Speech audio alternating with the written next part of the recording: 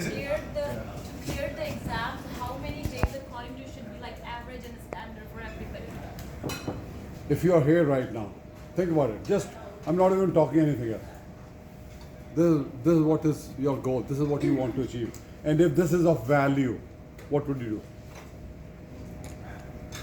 Somebody else is going to take it. What would you do? As soon as possible. Hold on. No, you don't answer that. Anything of value, what would you do?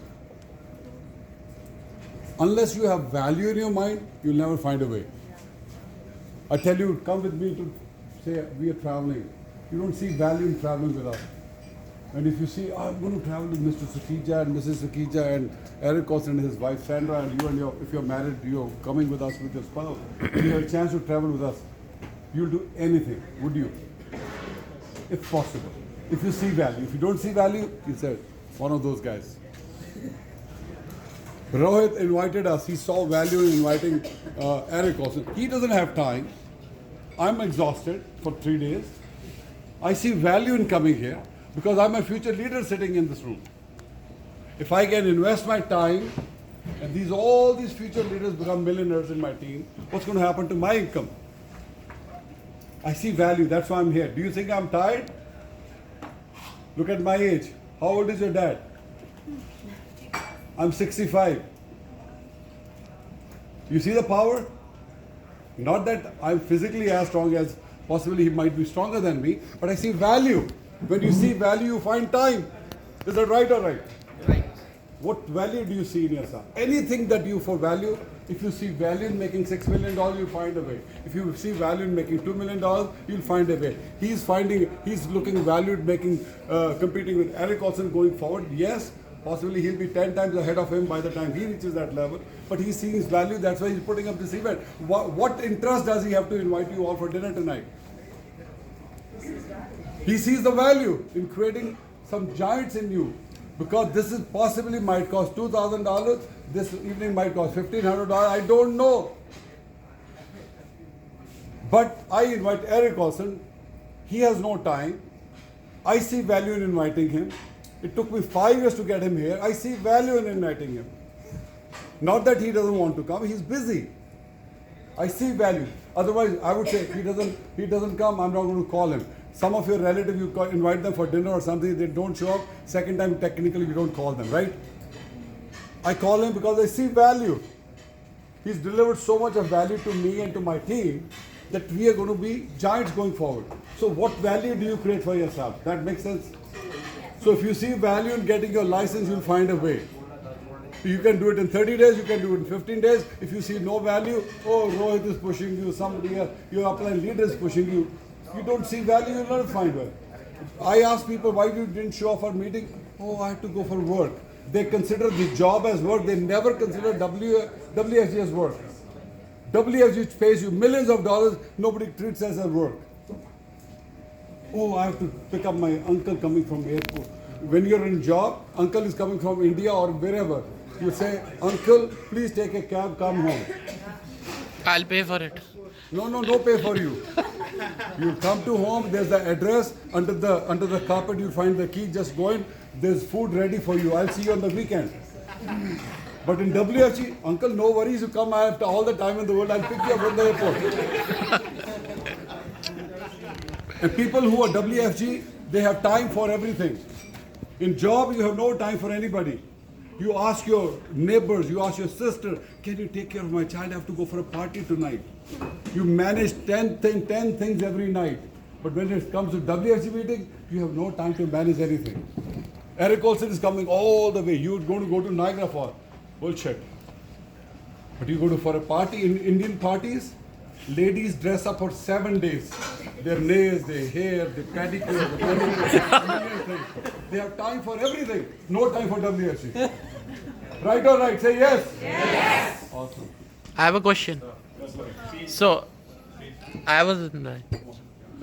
He's been waiting now. So, Eric, question is to you. You did a crazy thing doing prospecting. What other crazy things you did for prospecting? I think you gotta think about what you want your team to look like, and if you see someone like that, go talk to them.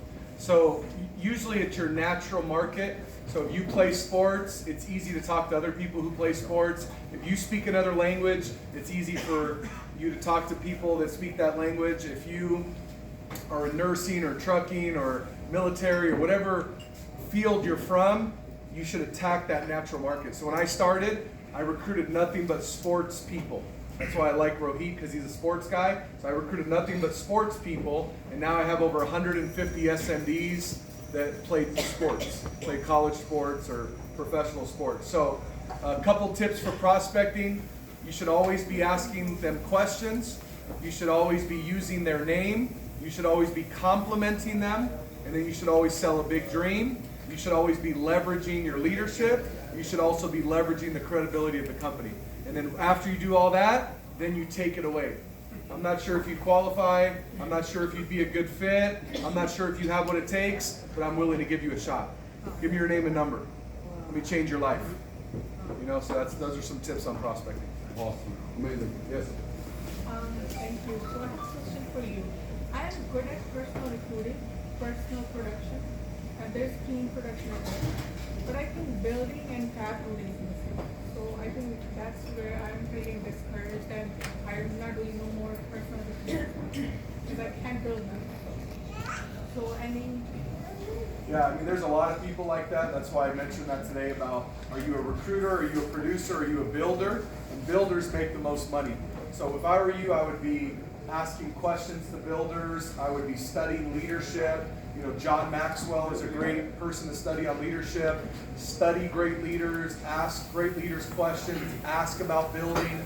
You know, I have a lot of, tips that I teach my people. Here's the 50 ways to build somebody. Here's the 50 ways to, what you look at when you're going to build somebody. You know, all these different tips and all these different building techniques, right? But to keep it simple, as far as building someone, first you got to show them results. Show them results right away. And then second thing is you got to build a friendship with them. So I always call it the 4 R's. 4 R's. You recruit them, you get them results right away, then you build a relationship with them, and then you retain them. Recruit, results, relationship, retain. Recruit, results, relationship, retain. I'm not going to build a friendship and relationship with someone who's not going to do anything, right? And then I'm not going to ignore someone who's getting results. So if I recruit them, I'm going to try to get them results right away. If they get results, then I'm going to build a relationship. If I build that relationship, then I'll retain them. And that's how you start to build somebody. You also need to keep it simple and then transfer skills. Keep it simple, transfer skills. Keep it simple, transfer skills. You also got to put a deadline on that. Say, I'm going to train you and help you and develop you and coach you and mentor you and hang out with you for 90 days. You got to learn everything I know in 90 days, but after 90 days, I'm going to focus on somebody else. So you better learn as much as you possibly can from me in 90 days, and after 90 days, I expect you to be independent. So that's some of the things I do. Yes. Great message. Awesome. What a beautiful way of living. But why, first and foremost, why did you ask that question? that's how I feel. No, why did you ask that question? You don't need to ask that. You're good at recruiting and you're good at personal production. Keep it to yourself. Why did you ask this question? Hold on. What do you mean? Like, why did I ask? Why did you? No, don't take an offense. Just be very answer. Why did you ask this question? Because you want to build. You would not ask a question if you're not interested in building, right? If you're interested in doing something, you'll find a way. I just told that lady, when you see value, you'll find a way. If you know there is a challenge, there are a million ways to fix that challenge. You want to overcome those mindset. It's a mindset value that you can't build people. You know we are building people. You know that we are in the business of building people. I cannot become rich without building people. As a personal producer, I can make only this much of money. Make sense? You want to make Rohit's money, you have to build people like Rohit is building. You know the value, but there is something that is bothering you inside. That is your own mental challenge, thought process challenge. You got to overcome that challenge. Once you overcome that challenge, there are a million ways of doing it. Like you ask this question, that means you want to win. Otherwise, you would not ask this question. Make sense, everybody? Yes. If there's a question, there's a way out. If there's a challenge, there's a solution to it. I promise you, there's a solution to every challenge you go through. We can talk about it over and over. You sit down with Rohit, Rohit, this is my challenge, I want to fix that. You'll fix it. But if you're willing to, if Rohit tells you to do it, or Sukhpreet tells you to do it, you may or may not do it. But if you want to do it, you'll find a way. Is that right or right? Yeah. Right. You have to be willing to do it. It's not at all a challenge. Building people is not a challenge. Once you start to build people, you start to enjoy it. Do you have children? Is it easy to raise a child?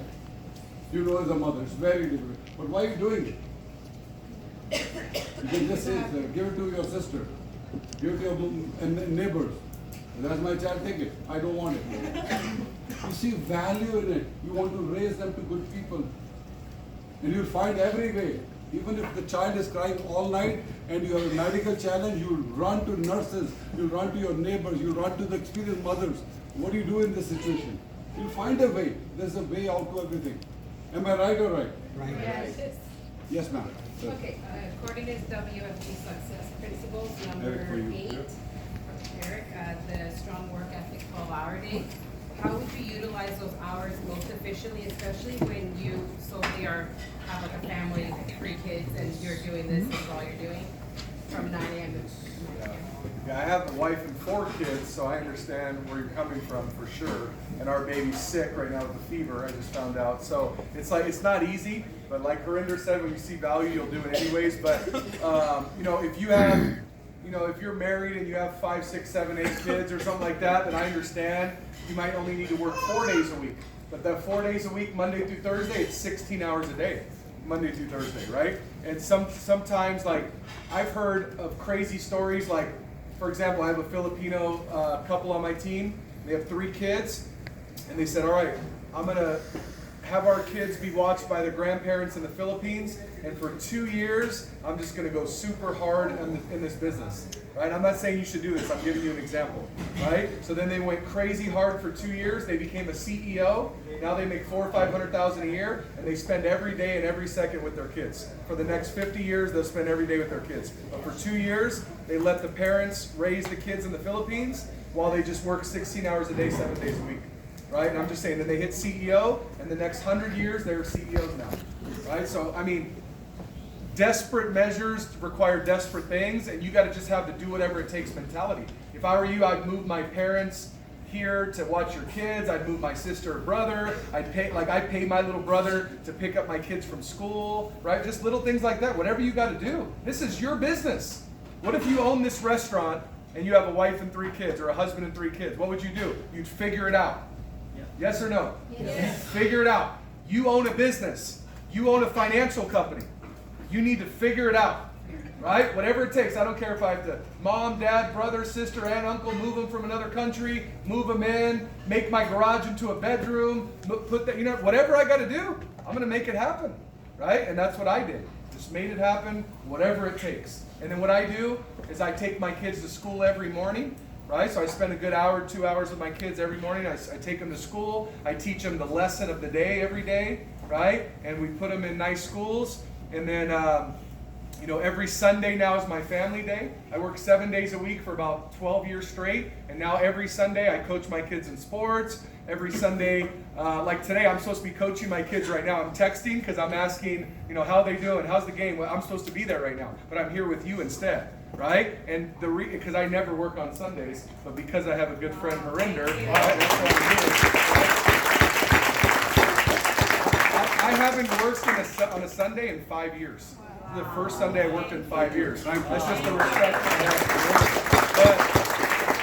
But my point is, you just got to do whatever it takes. If you want it bad enough, you'll find a way to get it. Right? And that's what I would say. So, Monday through Thursday, 12, 16 hours a day. Take Friday, Saturday, Sunday off. If you have a big family, maybe take Sunday off. If you have to get your parents to help watch the kids, whatever you got to do. Like, I retired my mom and dad through this business, and now I just retired Sandra's mom through this business, and then they help watch the kids too. So it's like just whatever it takes. You have a business, you can make unlimited income, and you got to do whatever it takes. Joe always talks to the teams only one thing. To the mothers who have children, small children. You work so hard, make more money, hire a nanny. Hire a nanny. There's a way out. There's a way out. You see, JB Willows raised all her 5 kids, or 4 or 5 kids. 4 kids in WFG. In WFG. They were born in while she was raising. She became CEO, EVC, whatever. And she's a giant in the business. She raised her kids in the business. Wherever in conventions, she has a nanny come with them. Nanny takes care of the children in the bedroom, and she goes and all the meetings. Paying the price. This price for success has to be paid in full and in advance. You don't expect results without paying the price. You're here, you're paying the price for, somebody's paying the price for dinner. And somebody's going to pay the price for the 2 drinks that I had. Nothing comes easy. If you have no money, no honey. Okay, go ahead. Somebody has Another idea too, what I tell my top leaders, you can hire a nanny. There's nanny agencies, and you bring them from other countries, right? From Mexico or India or Philippines or Africa. You bring them in here, and they're really good and they're really cheap. You know what I mean? So you got to be thinking about something like that. Think outside the box, like whatever it takes. Some of you, you can't have your mom or dad watch the kids because they're working. They don't make that much money, most of them. 99% of our parents don't make much money. You say, Mom, what do I need to do for you to just watch my kids full time? Probably would be $2,000 a month or $3,000 a month. So you do 1 or 2 sales a month, and your mom can watch your kids full time. Think about it.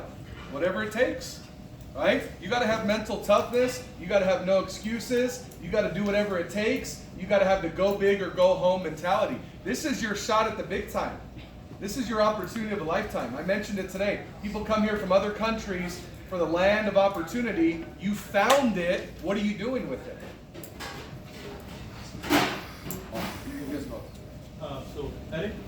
Yes, sir. When Juan did Platinum, Yeah. and you always said that you always maintain that tough love relationship, and you also mentioned that he was your best man at your marriage. Yeah. So when someone is well connected professionally, someone is well connected personally, and you already had that tough love relationship, what was the conversation during that phase? Yeah. That's a good question.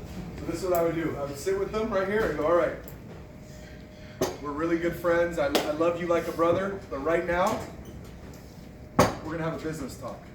Is that okay? Friends, over here. We're going to talk business. Is that okay with you? Boom. And then I tell them like this. And I be straight up with them. Right? Because they say, your friends, like you just the way you are, but your true mentors love you enough not to keep you where you are. Beautiful. Wow.